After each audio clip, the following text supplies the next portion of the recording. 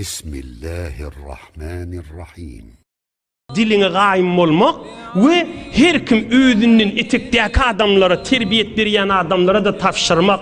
Ey meni öwjek bol ustadlaň, pirleň, ulukon ahullyň etegindäki adamlara Allah üçin wezife gerdillerini baza tapşyrmaly öz etegindäkilere. Näme diýmeli? Meni öwjek bolup başga pirler ýamanlamaň diýmeli. Meni öwjek bolup başga halifalar ýamanlamaň diýmeli. Meni öwjek bolup başga mollalar ýamanlamaň diýmeli. Öz işiň menen mollaýmaly. Şu diniň şakalarynyň biri daşy. Biz öz görýän zatlarymız barda hamana öz ustadyny öwjek bolýa, başda tamam ulamalardan gıybet edýärdi. Ýöne öz ustadyny öwýäde gören ýerini, özü doğunyň hakyny kesip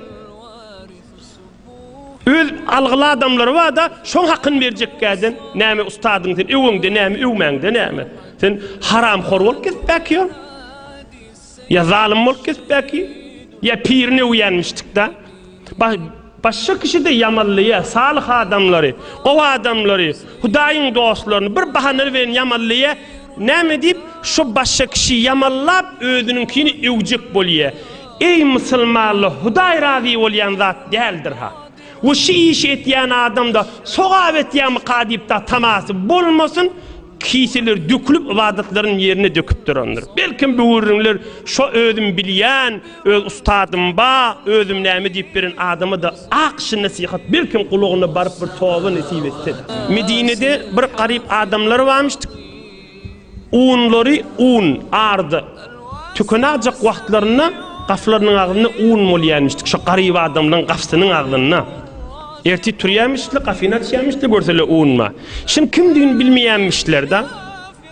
Hazreti Zeynul Abidin radıyallahu anh dünýeden geçenni şu un goýulmandyr gafyň agyna. Hazreti Zeynul Abidin goýýanmışdy. Onu ýuýan adamlar näme diýär? Şonu ýuýa da adamlar.